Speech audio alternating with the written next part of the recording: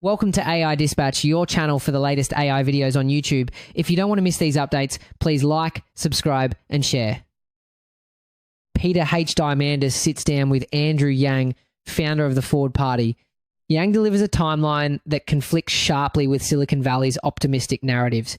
He claims we have mere months before mass white-collar job losses trigger what he describes as societal disintegration.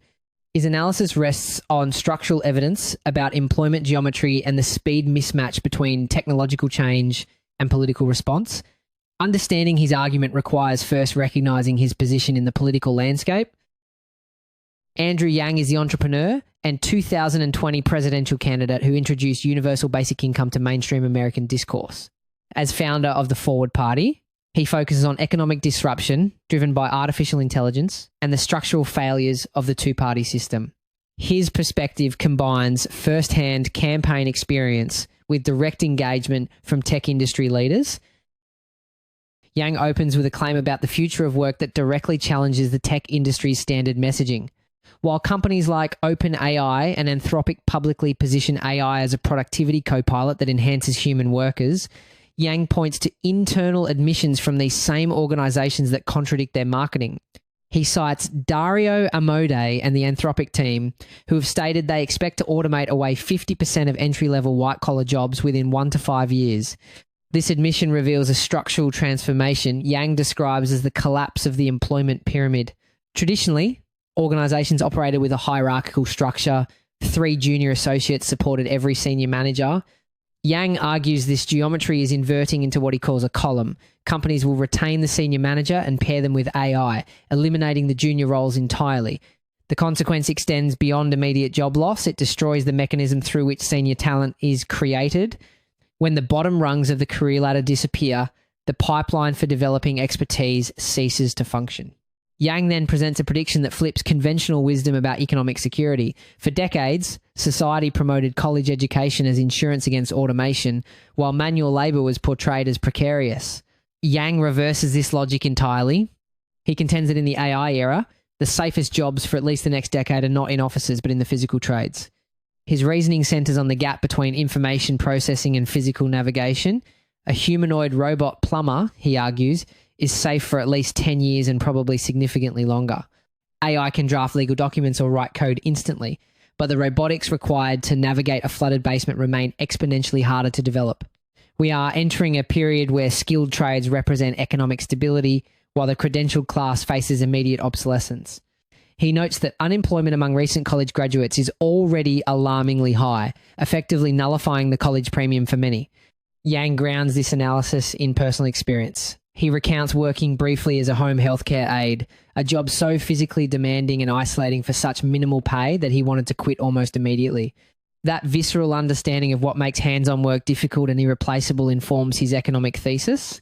Given this displacement timeline, Yang addresses the macroeconomic response. He reframes universal basic income not as wealth redistribution or charity, but as what he terms a stability protocol. UBI, in his view, buys human coherence. He often illustrates this with a story from his presidential campaign. A woman in Iowa told him she was afraid to volunteer in her community because doing so could jeopardize her disability benefits. That encounter encapsulates the perverse incentives embedded in the current safety net.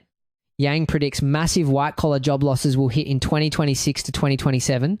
In that scenario, UBI becomes the only mechanism deployable fast enough to prevent social collapse. He contrasts this with universal basic services such as free housing or healthcare, which require years of permitting, construction, and bureaucracy. Cash is the only infrastructure that can be distributed instantly when the layoffs arrive. He positions UBI as a necessary precursor to the theoretical universal high income promised by tech optimists like Elon Musk, arguing we will not survive the transition period without it. More surprising is Yang's prediction about who might fund this safety net. While social welfare is typically the domain of federal government, Yang suggests the government is too dysfunctional to act. He argues the initial rollout of UBI could be funded by the billionaires driving the economic disruption. His logic is rooted in pragmatic self-preservation. Wealthy tech founders know the government will waste their tax dollars on bureaucracy and debt service.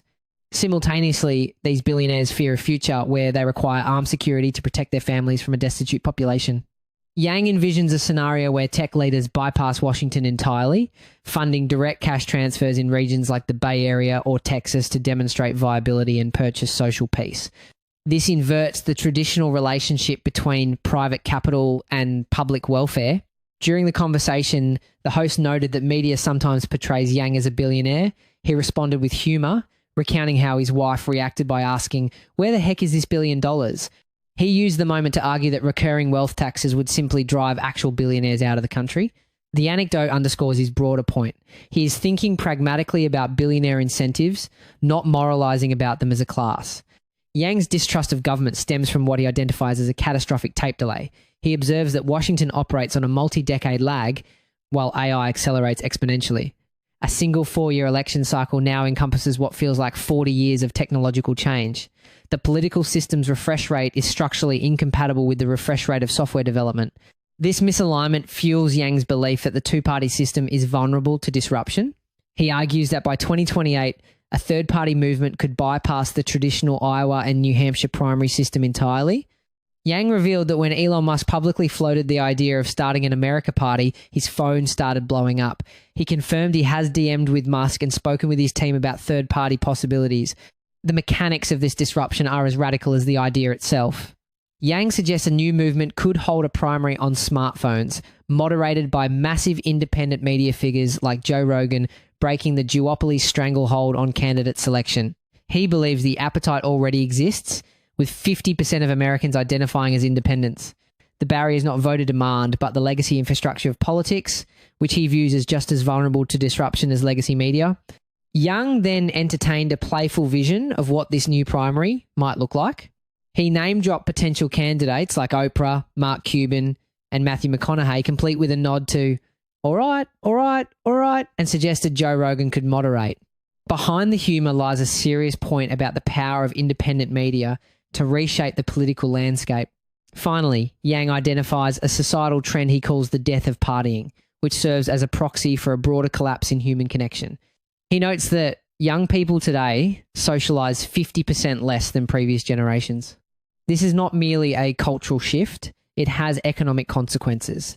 He links this isolation to declining resilience and the rise of AI boyfriends and digital escapism.